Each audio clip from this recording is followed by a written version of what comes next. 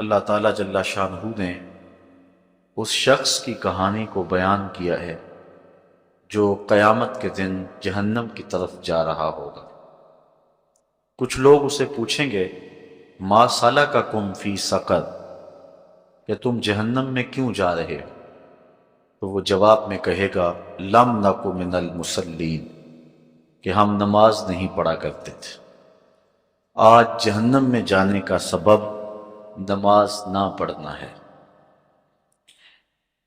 پنجگانہ نماز ہر عاقل بالغ مرد اور عورت پر فرض کی گئی ہے، اور قرآن مجید میں مختلف صیغوں سے 700 سے زائد مرتبہ اس کی تاکید ارشاد فرمائی گئی ہے۔ سینکڑوں احادیث نماز کی تاکید، فضائل، ادا کرنے کی ترغیب اور نہ پڑھنے پر ترہیب میں وارد ہیں۔ اگر کوئی شخص نماز کا انکار کرتا ہے تو وہ دائرہ اسلام سے خارج ہے، لیکن اگر کوئی سستی کی وجہ سے نماز نہیں پڑھتا، صرف سستی کی وجہ سے نہیں پڑھتا، اللہ کا حکم جانتا ہے، اس کو کہا جائے آؤ نماز کو، تو وہ آگے سے مذاق نہیں کرتا یا نماز کا تمسخر یا استحقار نہیں کرتا، بلکہ بس اپنی سستی کی وجہ سے مسجد میں نہیں آتا۔ جو نماز کو ہلکا جانے، خفیف جانے، وہ بھی دائرہ اسلام سے خارج ہے اور کافر ہے۔ لیکن جو شخص اس کو اللہ کا حکم جانتا ہے اور اس کو پڑھنا اپنے اوپر ضروری سمجھتا ہے لیکن سستی کی وجہ سے پڑھ نہیں سکتا، تو اس کے بارے میں علماء کی آراء مختلف ہیں۔ حضرت امام اسحاق اور حضرت امام احمد رضی اللہ تعالی عنہما آپ تو فرماتے ہیں کہ ایسا شخص کافر ہے اور اس کو قتل کرنا واجب ہے۔ حضرت امام مالک کا قول ہے کہ، اور امام شافعی کا بھی یہی قول ہے، وہ بھی کہتے ہیں کہ اس کو قتل کیا جائے گا اور بطور حد قتل کیا جائے گا۔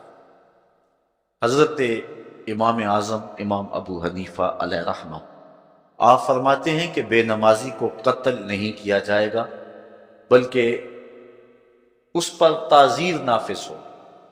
یہ حاکم وقت کی ثواب دید پر ہے کہ وہ اس پر کیا سزا دیتا ہے، اور فرمایا اس کو 7 قید کیا جائے اور توبہ کے لیے اس کو زور دیا جائے۔ اگر وہ توبہ کر لے تو اس کو قید سے باہر نکال لیا جائے گا، ورنہ اس کو قید رکھا جائے گا۔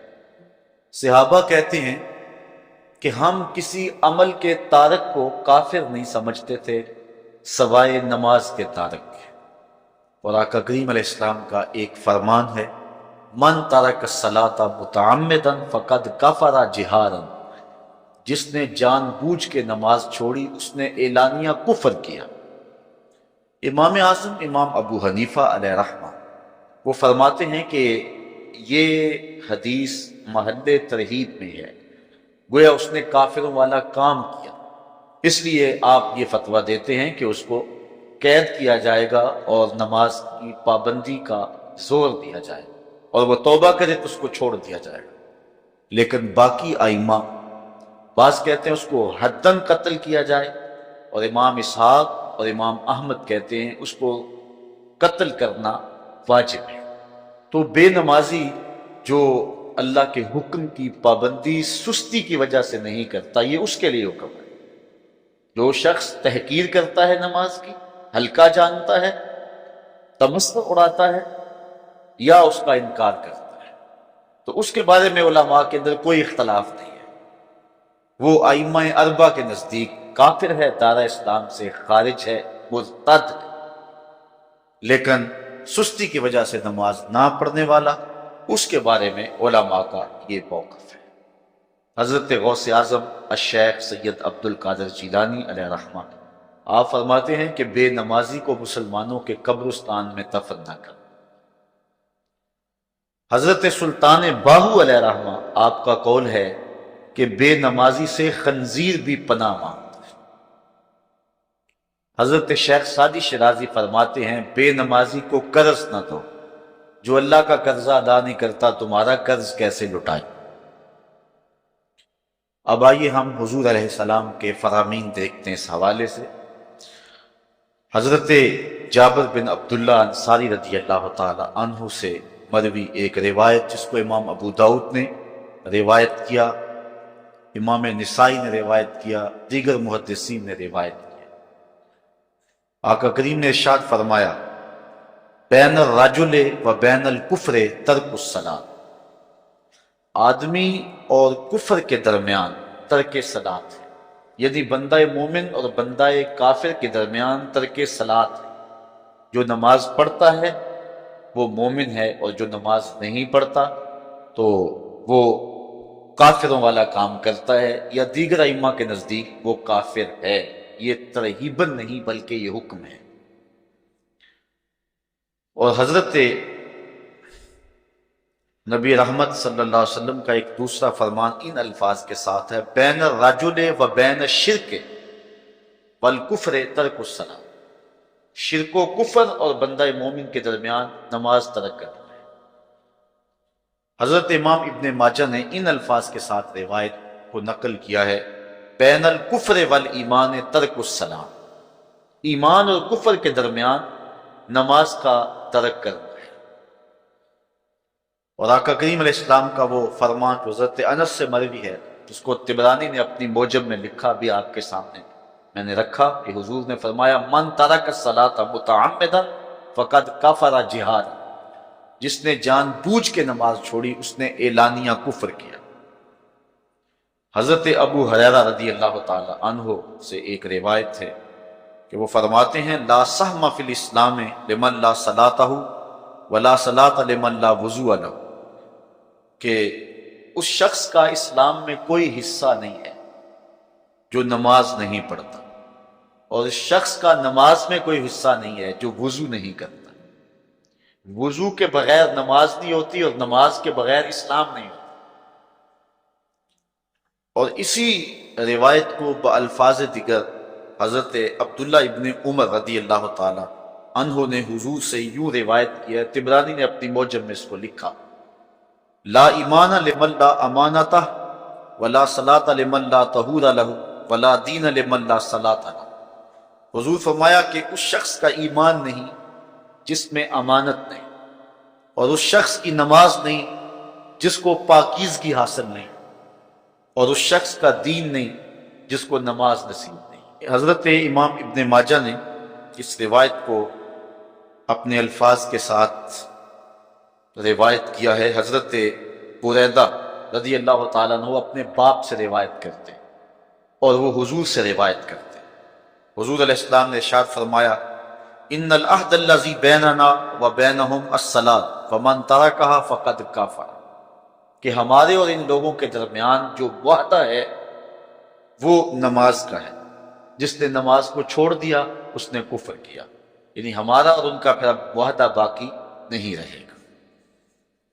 حضرت امام بخاری نے روایت نقل کی ہے، حضور نے ارشاد فرمایا من ترک الصلاۃ العصر فقد حبط اعمالہ، جس نے عصر کی نماز چھوڑی اللہ اس کے سارے عمل برباد کر دیتا۔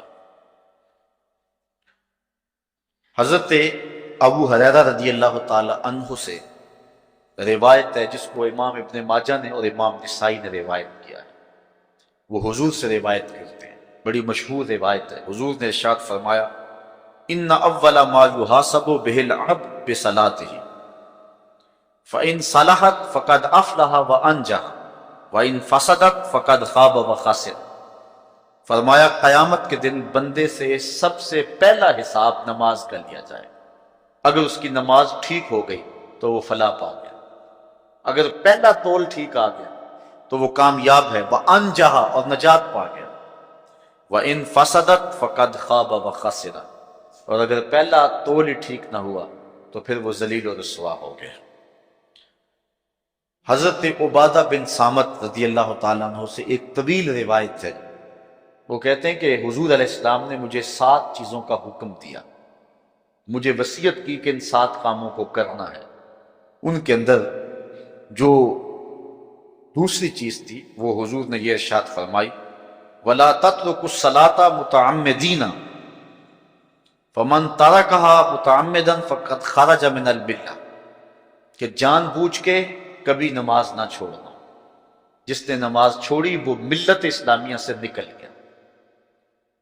اور حضرت معاذ بن جبل رضی اللہ تعالی عنہ سے بھی ایک طویل روایت ہے کہ حضور نبی رحمت صلی اللہ علیہ وسلم نے ان کو 10 وصیتیں کی تھی۔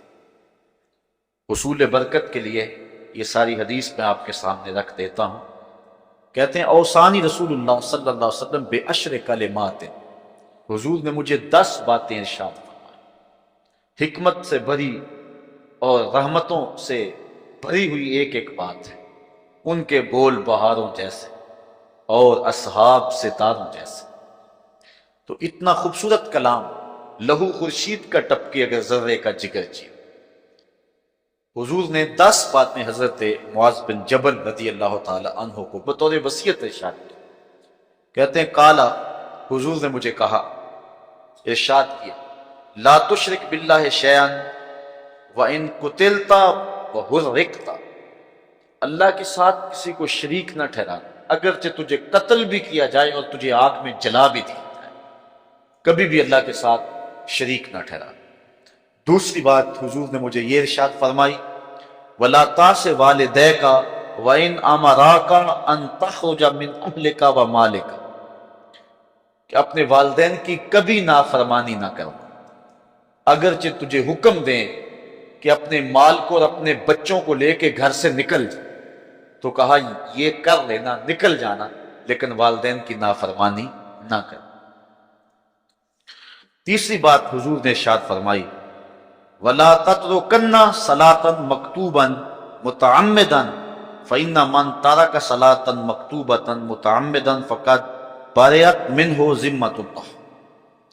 فرمایا اے معاذ بن جبل، فرض نماز جان بوجھ کر کبھی بھی نہ چھوڑنا، زندگی میں کبھی نہ ہو کہ تجھ سے فرض نماز چھوٹے، اس لیے کہ جس نے فرض نماز جان بوجھ کے چھوڑ دی، اللہ اور اس کے رسول نے اس سے اپنا ذمہ اٹھا لیا، اب وہ جدھر مرضی جائے، اللہ نے جو ذمہ لیا ہوا ہے مومن کا، اللہ اٹھا لے۔ چوتھی چیز حضور نے جو ارشاد فرمائی وَلَا تَشْرِبَنَّ خَمْرًا فَإِنَّهُ رَاسُ كُلِّ فَاحِشَةٍ، اے معاذ بن جبل، زندگی میں کبھی بھی شراب نہ پینا، ہر بے حیائی کی جڑ ہے اور بنیاد ہے شراب۔ پانچویں چیز کہتے ہیں حضور نے جو مجھے ارشاد فرمائی وہ یہ تھی وَإِيَّاكَ وَالْمَعْصِيَةَ فَإِنَّ بِالْمَعْصِيَةِ حَلَّ سَخَطُ اللَّهِ، کہا کبھی اللہ کی نافرمانی نہ کرنا، اللہ کی نافرمانی سے اللہ کی ناراضگی مول لینے والی بات ہے، اللہ تعالیٰ کی معصیت سے اس کی ناراضگی جائز ہو جاتی ہے، حلال ہو جاتی ہے۔ اور چھٹی چیز کہتے ہیں حضور نے یوں ارشاد فرمائی وَإِيَّاكَ وَالْفِرَارَ مِنَ الزَّهْرِ وَإِنْ هَلَكَ النَّاسِ، کہا جب محاذ پہ ڈٹا ہونا تو کبھی پیٹھ نہ پھیرنا، اگرچہ لاشیں جو ہیں وہ گر رہی ہوں اور لوگ ہلاک ہو رہے ہیں، سارے لشکر کے ہلاک ہو جانے کا ڈر بھی ہو، لیکن کہا معاذ بن جبل میں تمہیں وصیت کرتا ہوں کبھی پیٹھ پھیر کے بھاگنا نہیں ہے۔ حضور نے کہتے ہیں مجھے جو 7ویں چیز ارشاد فرمائی وہ یہ تھی وَإِنْ أَصَابَ النَّاسَ مَوْتٌ فَاسْبُتْ، اگر تو کسی ایسے علاقے میں رہتا ہو جہاں موت آ جائے، کوئی بیماری آ جائے موت والی، تو علاقہ چھوڑ کے بھاگنا نہ، وہیں رہ، تیری قسمت میں زندگی ہوئی، تجھے کوئی موت دے نہیں سکتا، اور اگر موت تیرے لیے لکھی گئی ہے تو جہاں مرضی چلا جائے تو موت سے بچ نہیں سکتا، اس لیے ایسے مقام سے بھاگ کر نہ جانا، وہیں ڈٹے رہنا اور وہیں رکے رہنا۔ 8ویں چیز کہتے ہیں حضور نے مجھے ارشاد فرمائی وَأَنفِقْ عَلَىٰ أَهْلِكَ مِن طَوْلِكَ، کہا اللہ نے تجھے جو وسعت دی ہے، تجھے جو مال دیا ہے، اس کو اپنی اولاد پر کھل کے خرچ کرنا، اپنی اولاد سے بخل نہ کرنا، اولاد کے معاملے کے اندر جہاں ان کی ضرورت ہو اس کو کھل کے پورا کرنا ہے۔ اور حضور نے 9ویں بات جو ارشاد فرمائی وہ یہ تھی وَلَا تَرْفَعْ عَنْهُمْ عَصَاكَ أَدَبًا، اپنی اولاد کو ادب سکھانے کے لیے ڈنڈا نہ چھوڑنا، عصا ہمیشہ لٹکا کے رکھنا، کوڑا باندھ کے رکھنا۔ اور 10ویں چیز کہتے ہیں حضور نے جو مجھے ارشاد فرمائی، وَأَخْفِهِمْ فِي اللَّهِ، اپنی اولاد کے دل میں اللہ کا خوف ڈالتے رہے، اللہ کا ڈر پیدا کرنا اپنی اولاد کے اندر۔ تو نے اپنی اولاد کو یونیورسٹی اور کالجوں تک پہنچایا، بیرون ملک سے بھی تعلیم دلوائی، لیکن اللہ کا خوف نہ سکھایا۔ اللہ کا خوف سکھانا اپنی اولاد کو، ایسے لوگوں کی صحبت میں بٹھانا جن کی صحبت میں بیٹھ کر اللہ کا خوف پیدا ہو جائے، ان کو ایسی کتابیں لا کے دینا کہ جن سے خشیت الہی ان کے سینے میں پیدا ہو۔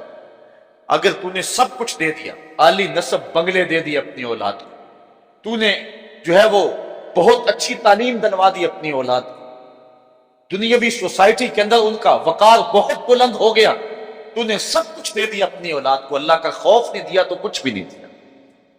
حضور نے جو 10ویں وصیت حضرت معاذ بن جبل کو کی وہ یہ ہے کہ انہیں اللہ سے ڈراتے رہنا، اللہ تعالیٰ کا خوف، ان کی خشیت ان کے سینے میں پیدا کرنا۔ اللہ اکبر۔ حضور کا ایک اور فرمان سنیے، حضور نے فرمایا کہ جو شخص نماز چھوڑتا ہے، ایک طویل حدیث ہے جس کا یہ حصہ ہے، وَقَانَ يَوْمَ الْقِيَامَةِ مَعَ قَارُونَ وَفِرْعَوْنَ وَحَامَانَ وَأُبَيِّ بْنِ خَلَف، جو نماز ترک کرتا ہے قیامت کے دن قارون کے ساتھ، فرعون کے ساتھ، حامان کے ساتھ اور ابی ابن خلف کے ساتھ کھڑا کر دیا جائے۔ جس صف میں اللہ کے دشمن کھڑے ہوئے ہوں گے، بے نمازی کو بھی اس صف میں کھڑا کر دیا جائے گا۔ کتنی رسوائی، کتنی ذلت۔ کوئی بندہ یہ گوارا کرتا ہے کہ مجھے اس صف میں کھڑا کر دیا جائے جس پہ دشمنان خدا کھڑے، دشمنان رسول کھڑے؟ میری کوئی بہن، میری کوئی بیٹی کیا یہ گوارا کر سکتی ہے کہ اس کو حضور پہ کانٹے پھینکنے والی ام جمیل کے ساتھ کھڑا کر دیا جائے، اس کو حضور کو اذیت دینے والی عورتوں کے ساتھ کھڑا کر دیا جائے؟ نہ میری کوئی بہن اور نہ کوئی میری ماں اس بات کو گوارا کرتی۔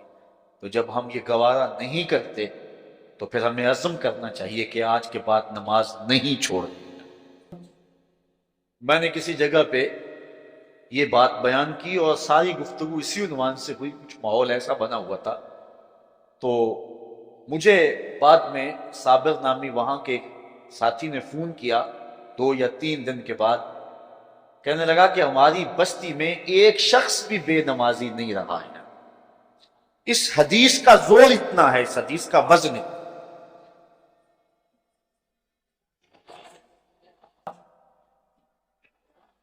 تو کوئی شخص یہ گوارا کرتا ہے کہ مجھے دشمنان خدا کی صف میں کھڑا کر دیا جائے، جن دشمنوں کے چہروں پہ تارکول بنی ہوئی ہوگی اور ان پر لعنتیں برس رہی ہوں، اور دنیا کے اوپر سب سے رسوائی زیادہ ان لوگوں کو ہوگی، تو کوئی شخص بھی یہ گوارا نہیں کرتا۔ ہم تو ان کے سائے سے بھی بچنا چاہتے ہیں۔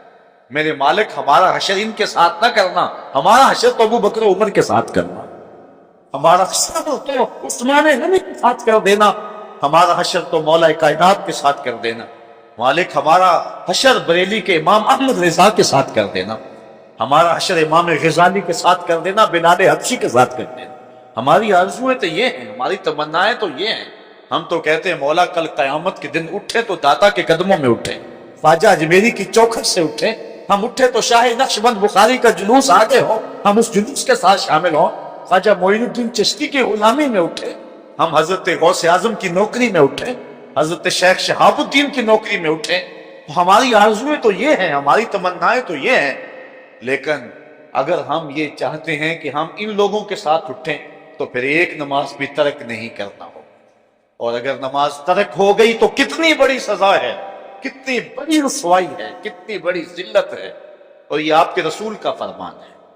اللہ اکبر، کہ قیامت کے دن وہ شخص جو نماز نہیں پڑھتا، قیامت کے دن اس کو دشمنان خدا کی صف میں کھڑا کر۔ یہ ہو نہیں سکتا کہ ہم نے یہ حدیث سن لی اور اب نماز کا دن چھوڑے۔ آج عزم کر کے اٹھے، اور اولاد نہیں آئی، بیٹیاں نہیں آئیں، گھر والے نہیں آئے، لیکن جا کے اس بات کو گھر میں نافذ کرنا ہے، اس کو حکمن نافذ کرنا ہے گھر کے اندر۔ ہمارا گھر ہو رسول اللہ کی امتی کا اور گھر میں کوئی بے نماز ہو، یہ حکم دینا ہے، وَأْمُرْ أَهْلَكَ بِالصَّلَاةِ، فرمایا اپنے گھر والوں کو نماز کا حکم دو۔ اس گھر میں نحوست ہوتی ہے جس گھر میں بے نمازی ہوتے ہیں۔ اس لیے آج ہم یہاں سے عزم کر کے جانا ہے کہ آج کے بعد ہم نماز نہیں چھوڑیں گے انشاءاللہ۔ اتنے زور سے کہو کہ شیطان کا کلیجہ پھٹ جائے۔ اللہ ہماری اس انشاءاللہ کو قبول کرے، قبول کرے اللہ ہم کو پنجگانہ سجدے کی توفیق۔ کتنا بد نصیب ہے شخص کہ جس کی پیشانی اس کے حضور جھکتی نہیں، سارا دن کبھی کسی کو سیلوٹ کرتا ہے، کبھی کسی کو سیلوٹ کرتا ہے، کہتا ہے میرے اس سے بھی تعلق ہونے چاہیے، اس سے بھی واسطہ ہونا چاہیے، اس سے بھی رابطہ ہونا چاہیے، کبھی دنیا میں کام پڑ جاتا ہے، اس سے بھی تعلق رہنا چاہیے میرا۔ کہاں کہاں صبح سے لے کر شام تک سلوٹ مارتا ہے، ایک اللہ کے حضور میں جھکا جاتا۔ اقبال علیہ رحمہ کہتے ہیں ایک سجدہ جسے تو گراں سمجھتا ہے، ہزار سجدے سے آدمی کو دیتا ہے نجات۔ آؤ اللہ کے حضور بندگی کا سر چکائیں۔ تو یہ کتنی عبرتناک جو ہے اور کس قدر جو ہے وہ فکر انگیز حدیث ہے۔ وَقَانَ يَوْمَ الْقِيَامَةِ مَعَ قَارُونَ وَفِرْعَوْنَ وَهَامَانَ وَأُبَيِّ بْنِ أَبِي خَلْفَ، وہ شخص ان بد نصیب لوگوں کے ساتھ کھڑا ہوگا جس کو نماز کی توفیق نہیں۔ آپ نے حدیث علماء سے بارہا سنی، حدیث طویل ہے۔ آقا کریم معراج کی رات گئے تو وہاں مختلف لوگوں کو مختلف عذابوں میں مبتلا دیکھا۔ کسی کی انتڑیاں کٹ کٹ کے گر رہی تھی، کسی کا منہ چیرا جا رہا تھا، کسی کی زبان لوہے کی کینچیوں سے کاٹی جا رہی تھی، کسی پر کھولتا ہوا پانی ڈالا جا رہا تھا، کوئی جو ہے وہ سران والا گوشت کھا رہا تھا، کسی کے جسم میں لوہے کی میخیں ٹھونکی جا رہی تھی۔ لیکن ایک قوم کو حضور نے دیکھا، ایک بھاری پتھر سے ان کا سر کچلا جاتا ہے اور پتھر کے واپس آنے تک دوبارہ صحیح ہو جاتا ہے، پھر کچلا جاتا ہے۔ حضرت جبریل امین سے حضور نے فرمایا کہ یہ کون لوگ ہیں؟ یا جبریلو من ہاؤلائے، یہ لوگ کون ہیں کہ ان کے سر پتھروں سے کچلے جا رہے ہیں؟ قال ہاؤلائے الذین تساقطت رؤوسہم عن الصلاۃ المکتوبہ، کہا یہ وہ بد نصیب لوگ ہیں کہ فرض نمازوں سے جن کے سر بوجھل رہتے تھے، نماز پنجگانہ فرض بھی نہیں پڑھا کرتے تھے، یہ وہ بد نصیب ہیں، آج ان کے سر کوٹے جا رہے ہیں۔ یہ تھوڑی سی زندگی ہے، تھوڑی سی زندگی، 60-70 سال بڑی زندگی ہو وہ مگر نصیب ہو جائے تو پتہ نہیں ہے کہ کل ہمارا آنے والا کہاں ہے۔ کتنا غافل اور بد نصیب ہے وہ شخص کہ جس کو سجدہ نصیب ہے۔ سجدہ تو بندگی کا نام ہے۔ زندگی آمد برائے بندگی، زندگی بے بندگی شرمندگی۔ بندہ تو ہے ہی بندگی میں۔ کسی شخص نے راستے میں جاتے جاتے چائے کی پیالی پلا دی ہونا بازار میں، تو ہم جب بھی اس گلی سے گزرتے ہیں اس کو سلوٹ کر کے جاتے ہیں، السلام علیکم، یار اس سے بڑے سلام لیتے ہو، یہ بڑا محبت والا، بڑے اخلاق ہوتا ہے۔ یار جس نے چائے کی پیالی پلا دی ایک مرتبہ، اس کو تو جاتے آتے سلام کر کے جاتے ہو۔ جس رب نے زندگی بخشی ہے، جس رب نے جو ہے وہ ساری بہاریں عطا کی ہیں، اس کے حضور میں جھکا جاتا ہے۔ کتنا متکبر شخص ہے جو اللہ کے حضور میں جھکتا ہے۔ اللہ اکبر، کہا یہ وہ بد نصیب لوگ ہیں فرض نمازوں سے جن کے سر بوجھل رہا کرتے تھے۔ اللہ اکبر۔ حضور نبی رحمت صلی اللہ علیہ وآلہ وسلم نے ارشاد فرمایا، نماز چھوڑنا تو خیر بہت بری بات ہے، جو شخص نماز پڑھتے ہیں لیکن جماعت سے نہیں پڑھتے، فرمایا میرا جی چاہتا ہے کہ اپنی جگہ کسی اور کو کھڑا کروں اور جوانوں کا ایک گروہ ساتھ ہوں، اور جو لوگ مسجد میں نماز پڑھنے نہیں آتے ان کے گھروں کو آگ لگا دوں۔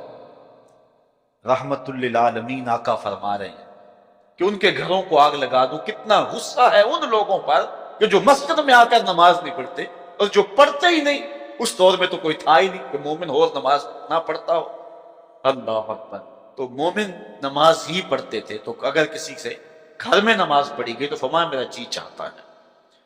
آج نماز تو نماز رہی، ہم کو تو جمعہ بھی نصیب نہیں ہے۔ کتنے لوگ ہیں کہ جو پابندی کے ساتھ نماز جمعہ بھی نہیں پڑھتے۔ حضور کا ایک فرمان سنیے، آقا کریم نے ارشاد فرمایا من ترک الجمعۃ ثلاث جمع متوالیات فقط نبذ الاسلام وراء ظہرہ، جس نے بغیر کسی عذر کے 3 جمعے چھوڑ دیے، اس نے اسلام کو اپنی پشت کے پیچھے ڈال دیا، اس نے پرواہ ہی نہیں کیا اسلام۔ اور ایک حدیث کے لفظ ہیں من ترک ثلاث جمعات من غیر عذر کتب من المنافقین، جس نے بغیر کسی عذر کے 3 جمعے چھوڑ دیے اس کا نام منافقوں کی فہرست میں لکھ دیا جاتا۔ اور ایک حدیث کے لفظ اس حوالے سے ہیں من ترک ثلاث جمع تہاونا بہا طبع اللہ علی قلبہ، جس نے سستی کی وجہ سے 3 جمعے چھوڑ دیے تو اس کے دل پر اللہ غفلت کی مہر لگا دیتا ہے۔ یہ وہ بد نصیب شخص ہے کہ جو نماز جمعہ چھوڑتا ہے۔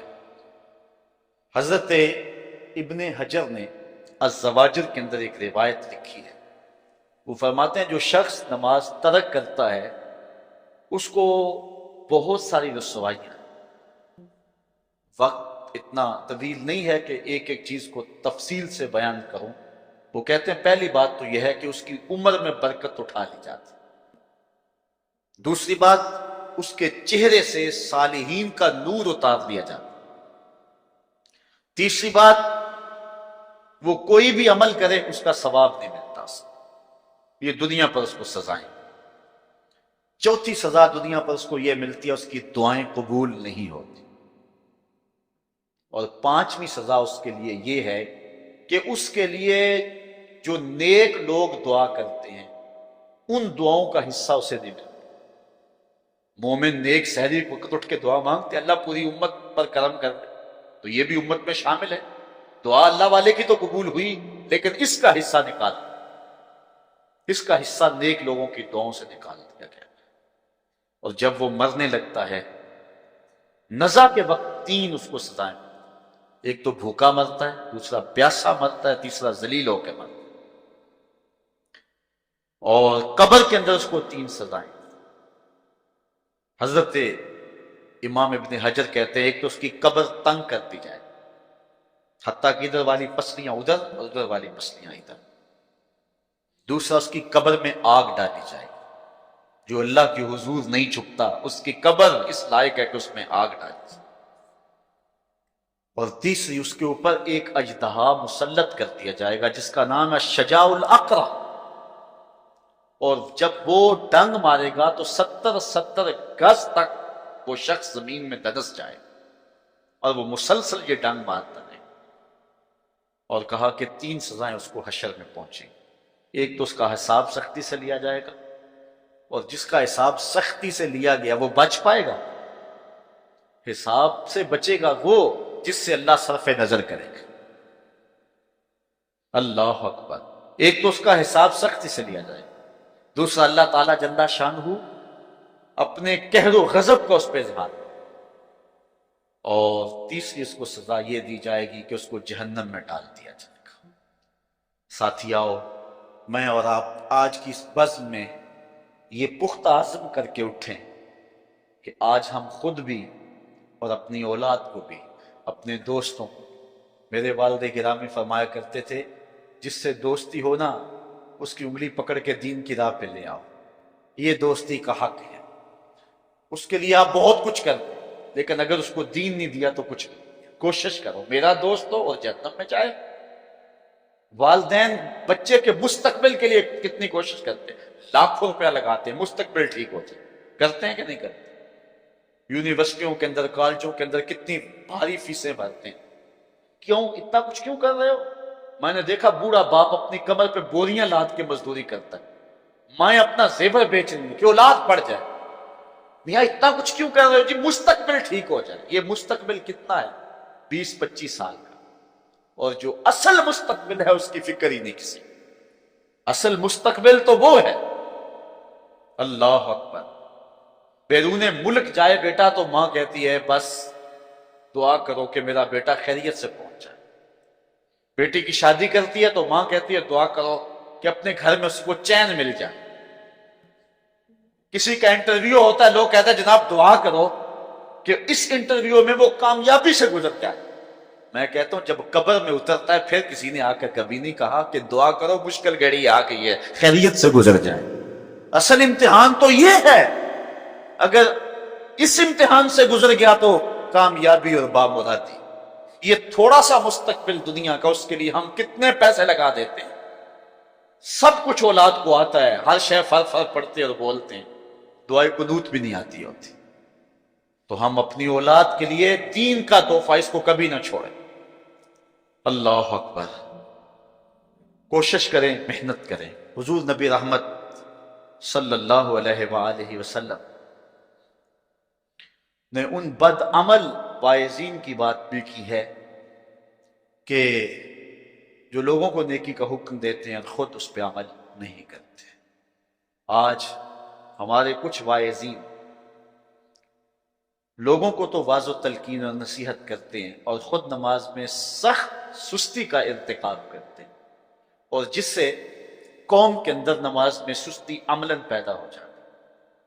کوئی عرس کی تقریب ہو، کوئی محفل نعت ہو، کوئی جلسہ ہو، کوئی شادی کی تقریب، نماز کے وقت کا پورا پورا خیال رکھا کریں اور اس بات کا لحاظ رکھا کریں. بلکہ ہمارے ہاں ایک عجیب سا فیشن ہے اور عجیب سی بات ہے، میں بڑا حیران ہوا کرتا ہوں کہ عشاء کے بعد جب جلسے ہوتے ہیں نا ہمارے مساجد کے اندر، تو مغرب سے اعلان شروع ہو جاتا ہے آج رات فلاں صاحب خطاب فرمائیں گے، اور پھر جب نماز عشاء ہوتی ہے تو ہمارا نقیب محفل کھولتا ہے لاؤڈ سپیکر اور وہ اعلان کرتا ہے حضرات جماعت ہو چکی ہے، اب مسجد میں آ جائیں. یعنی یہ نماز کو ہلکا کرنے والی بات ہے. ان کو کہا جا رہا ہے کہ بلکہ بعض تو کہہ دیتے ہیں جس کا تمہیں ڈر تھا وہ گزر گئی ہے، اب آ جاؤ. کیا لینا ہے جلسے میں آ کر اگر نماز ہی نہیں پڑھنی ہے تو؟ ممبر و محراب کے جو ذمہ دار ہیں ان سے جو ہے وہ عجیب و غریب قسم کی جو ہے وہ حرکات سکنات سرزد ہو رہی ہے. یہ جو جاہل نقیبوں کا ایک رول آ گیا نا، یہ بھی ایک بہت بڑی مصیبت. ایک تو بے تحاشا القاب، دوسرا دین کی روح سے ناشت ہے. وہ کسی نے کہا تھا نا کہ پہلے حضرت غوث پاک ولی بناتے تھے، چور سے کتب بناتے تھے، آج کل ہم بناتے ہیں. کہا تم کیسے؟ کہا ہمیں پتا ہوتا ہے یہ چور بیٹھا ہوا ہے، ہم کہتے ہیں غوث زماں اور کتب دورہ. بے تحاشا اور بے تکا انداز. اور پھر دین کی روح سے یہ ناشنائی کہ باقاعدہ اعلان ہوتا ہے جناب جماعت ہو چکی اب تو آ جاؤ. تو کیا کرنا ہے ساری رات جاگ کے اگر عشاء کی نماز ہی نہیں پڑھی تو نماز کو ہلکا کیا گیا ہے. اسی طرح جلسہ لمبا ہو رہا ہے اور نماز کا وقت سکڑ رہا ہے. ان چیزوں کا التزام کرنا ہے، ہم نے کوشش کرنا. اور یہ بھی ایک مصیبت ہے کہ دربار بڑا اونچا ہے اور مسجد کے اندر جانوروں کی بینٹیں پڑی ہوئی ہیں. حیثیت تو مسجد کی ہے، دربار کی تو ثانوی حیثیت ہے. دربار پہ 3 کروڑ روپیہ لگا ہوا ہے اور مسجد میں چٹائیاں بھی موجود ہیں. اپنے بھی خفا مجھ سے ہیں بیگانے بھی ناخوش، کہ زہر حلال کو کبھی کہہ نہ سکا کند. بات وہی کہتا ہوں سمجھتا ہوں جسے حق، نہ ابلہ مسجد ہوں نہ تہذیب کا فرض. ہم نے ان چیزوں کو دیکھنا ہے. اچھا بعض والدین کی ایک سستی ہے، وہ آتے جناب تعویذ کر دو، ہماری اولاد نماز نہیں پڑھتے، بچے نماز نہیں پڑھتے، اور کہتے ہیں جی ہماری تو چلو گزر گئی، ہم تو نہیں پڑھتے یہ تو پڑھیں. میں کہتا ہوں یہ کیوں پڑھیں جب تم نہیں پڑھتے؟ الولد سر لابیہ، بیٹا باپ کا راز ہوتا ہے. تم مجھ سے تعویذ لینے آگے ہو، گھر میں مصلی بچھا کے سجدہ کرو نہ، تمہاری اولاد بھی تمہارے تتبع میں سجدہ کرنے کی عادت. حضور فرمایا بچے 7 سال کے ہوں تو انہیں مسجد میں لے جائیں، 10 سال کے نہیں پڑھتے تو ان کو مار کے پڑھاؤ. اب اولاد ہوگی جوان، خود کبھی سجدہ کیا نہیں، اب کہتے ہیں شاید تعویذ سے کم چل جائے گا. جو تعویذ اللہ کے رسول نے تمہیں دیا تھا کہ 7 سال کے ہوں تو پکڑ کے انگلی مسجد کا راستہ دکھاؤ، 10 سال کے ہو جائیں تو مار کے پڑھو، ان کے سینے میں اللہ کا خوف داخل کرو، ان کو قرآن کی تلاوت سکھاؤ. علموا اولادکم 3 خصال، اپنی اولاد کو 3 چیزیں سکھاؤ. حب نبیکم، ایک اپنے نبی کا پیار سکھاؤ. وحب اہل بیت ہی، رسول اللہ کے اہل بیت کا پیار سکھاؤ. وتلاوت القرآن، اور قرآن کا پڑھنا سکھاؤ. چھین لو سیڑھیاں ان کے ہاتھوں سے گانے والی، چھین لو ان کے ہاتھوں سے جو ہے وہ ناول، اور ان کے ہاتھ میں قرآن دے دو. کتنے خوش نصیب دن تھے، گلیوں سے گزرتے تھے، گھروں سے قرآن کے پڑھنے کی آواز آتی تھی. آج پاپ میوزک کی صدائیں تو آتی ہیں، آج قرآن کی آوازیں نہیں آتی. تو یہ عجیب ہے جی ہم نہیں پڑھتے یہ تو پڑھے. میں کہتا ہوں یہ کیوں پڑھیں جب تم نہیں پڑھتے ہو؟ تمہارے اوپر کیا فرض ساقط ہو چکا ہے بڑھاپے کی وجہ سے؟ تم بوڑھے ہو کے نہیں پڑھتے ہو، تمہاری اولاد تم چاہتے ہو جوانی میں پڑھ لے. تم خود اللہ کے حضور سجدہ کرو اور پھر دیکھنا تمہارے تتبع میں، تمہاری اتباع میں تمہاری اولاد بھی تمہاری پیچھے پیچھے۔ اللہ اکبر۔ صاحب اس عنوان سے کہنے کے لیے بہت کچھ ہے۔ اللہ تعالیٰ جل شانہ اپنی رحمتیں عطا فرمائے۔ اعلی حضرت سے دو لوگوں نے فتویٰ پوچھا۔ بریلی کا ایک محلہ ہے، محلہ ذخیرہ، اس میں ہادی اسد اور قرب محمد نامی لوگوں نے تنظیم بنائی نماز کی دعوت کے لیے۔ کچھ لوگ ان کی بات کو نہ سنتے، اعلی حضرت سے استفتاء کیا، فتاوی رضویہ کے اندر موجود کہ ہم نماز کی دعوت دیتے ہیں، کچھ لوگ اس کے باوجود نہیں آتے، تو حکم شرعی کیا ہے؟ اعلی حضرت فرماتے ہیں کہ پہلے تو نرمی سے انہیں سمجھائیں، آؤ نماز کی طرف، نہیں مانتے مؤثر لوگ ڈالیں جو ان کو کہیں۔ یہ تھے ہمارے کرنے والے کام، ہم کن جھگڑوں میں پڑے ہوئے، مؤثر معاشرے کے لوگ تلاش کریں اور ان کو سمجھائیں، جن کی وہ مانتے ہیں ٹالتے نہیں، ان سے سمجھائیں۔ آپ فرماتے ہیں اگر ان کے سمجھانے سے بھی نہیں سمجھتے تو فرمایا فتویٰ پھر یہ ہے ان سے بائیکاٹ کر دیں، ان سے ترک کلام کر دیں، ان سے گفتگو چھوڑ دیں۔ ہم نے تو کبھی بیٹوں سے نہیں چھوڑی گفتگو، بیوی بے نماز ہو ہم ہر شے بیوی سے منوا لیتے ہیں، کبھی کہا تیرے ہاتھ کی پکی روٹی نہیں کھاؤں گا اگر تو نماز نہیں پڑھتی؟ کبھی بیٹا کہے امی تو نماز نہیں پڑھتی میں تیرے ہاتھ کی روٹی نہیں کھاؤں گا؟ جو ماں بیٹے کے لیے سب کچھ کرتی ہے، کتنے دکھ جھیلتی ہے، کسی کے گھر کے برتن مانجنے پڑے وہ بھی مانجتی ہے، کیا بیٹے کی خواہش پہ نماز نہیں شروع کر دے گی؟ جب عادت ڈالے گی تو پھر اللہ دل میں بھی وہ محبت ڈال دے گی۔ کیونکہ ہمارا تو اتنا ہی کام ہے نا، حضرت بایزید بسطامی نے یہی کیا تھا نا۔ حضرت بایزید بسطامی علیہ رحمہ بسطام کے لوگوں کی تربیت کر رہے، کسی محلے کے کونے میں آ کر ایک فاحشہ عورت بیٹھ گئی، لوگوں کا دین ایمان اجاڑنے لگی۔ کسی نے کہا بایزید تیرا شہر لٹ رہا ہے، جس کو تو اشکوں سے سیراب کیا تھا اور سجدہ ہائے سحرگاہی سے جس شہر کو نور بخشا تھا، تیرا شہر لٹ رہا۔ کیا ماجرا ہوا؟ لوگوں نے کہانی سنائی۔ بایزید بسطامی صبح مصلی اٹھایا اور جا کے اس فاحشہ عورت کے دروازے پہ مصلی بچھا دیا۔ اب جو بھی گاہک آتا بایزید بسطامی کو بیٹھا ہوا دیکھ کے راستہ بدل لیتا۔ اس نے انتظار کیا، رات کے اندھیرے گہرے ہو گئے، آج کوئی گاہک ہی نہیں آیا۔ اس نے کھڑکی سے جھانک کر کے دیکھا ایک بوڑھا بابا بیٹھا ہوا، ہاتھ میں تسبیح ہے، مصلی بچھایا ہوا ہے۔ نیچے اتر کر کے کہا بابا اللہ کو یاد کرنے کے لیے اور تھوڑی جگہ ہیں، تجھے میرے گھر کی گلی ہی ملی، میرا راستہ روک لیا۔ بابا کہنے لگا کیا مسئلہ ہے تجھے؟ کہا میرے گاہک رکے ہوئے ہیں۔ کہا آج میں تیرا گاہک ہوں، بتا تیری رات کی قیمت کتنی ہے؟ اللہ اکبر۔ حضرت بایزید بسطامی نے قیمت طے کی، اس کے گھر کی جب چھت چڑھنے لگے نا سیڑھیاں، لوگ دیکھ رہے تھے، کہا مالک اگر بایزید بھی اجڑ گیا تو روشنی کہاں سے لیں گے؟ بایزید بھی ایک فاحشہ عورت کے کوٹھے پہ چڑھ رہا ہے، اگر یہ بھی چراغ بجھ گیا تو زمانے کو اجالا کہاں سے ملے گا؟ لیکن قدرت کو کچھ اور ہی منظور تھا۔ اس سے کہا مصلی بچھا لے، جو میں کرتا جاؤں وہ کرتے جانا۔ پہلے وضو کیا، اس نے بھی کیا، پھر مصلی پہ آئے، وہ بھی پیچھے کھڑی ہو گئی۔ پھر بایزید قیام کیا، اس نے بھی قیام کیا۔ پھر رکوع میں گئے، وہ بھی رکوع، قوما وہ بھی قوما۔ جب سجدے میں حضرت بایزید گئے، وہ بھی سجدے میں، تو بایزید رو پڑے۔ کہا مالک بایزید کا اتنا ہی کام تھا کہ اس کا سر تیری چوکھٹ تک جھکا دے، مالک یہاں تک لانا میرا کام تھا، دل کی دنیا بدلنا اب تیرا کام ہے۔ جب وہ سجدے میں جا رہی تھی تو فحشہ تھی، جب سر اٹھایا وقت کی ولی بن چکے تھے۔ ایک بزرگ ہے کہتے ہیں میں بازار کے کنارے جا رہا تھا، ایک شرابی گرا ہوا تھا اور گندے پانی سے اس کا منہ گندا ہو رہا تھا۔ میرے دل میں رحم آیا، ایک انسان ہے اور یوں رسوا ہو رہا ہے۔ میں نے گندی نالی سے اس کو اٹھایا اور اٹھا کر کے جو ہے وہ اس کا منہ دھویا اور چلا گیا۔ مشہور شرابی تھا شہر کا۔ کہتے ہیں سحری کا وقت ہوا، تہجد کے لمحے آئے تو میں مسجد میں نماز پڑھنے کے لیے گیا، دیکھا کیا کہ وہ شرابی مصلی بچھا کے بیٹھا ہوا۔ میں حیران ہو گیا کہ یہ کیا ماجرا ہوا، اب صبح تو میں نے اس کو گندگی سے اٹھایا ہے اور اس کا منہ دھویا ہے۔ میں حیران ہوا تو حاطب سے آواز آئی میرے بندے تو نے اس کا منہ دھو دیا تھا، میں نے اس کا دل دھو دیا۔ صاحبو ہم اپنا کام کریں، کوشش کریں، کھینچ کے لے آئیں کسی کو مسجد، اور پھر دیکھنا رب کے رنگ، وہ بڑا کریم ہے، وہ بڑا رحیم ہے۔ آئیے آج کی اس مجلس میں ہم یہ عزم لے کر کے جائیں. اپنے لیے میرا نہیں خیال کہ اس بڑے مجمع میں کوئی ایسا شخص اب رہے گا جو نماز چھوڑ سکے. انشاءاللہ نہیں چھوڑ سکے گا اللہ کی توفیق سے.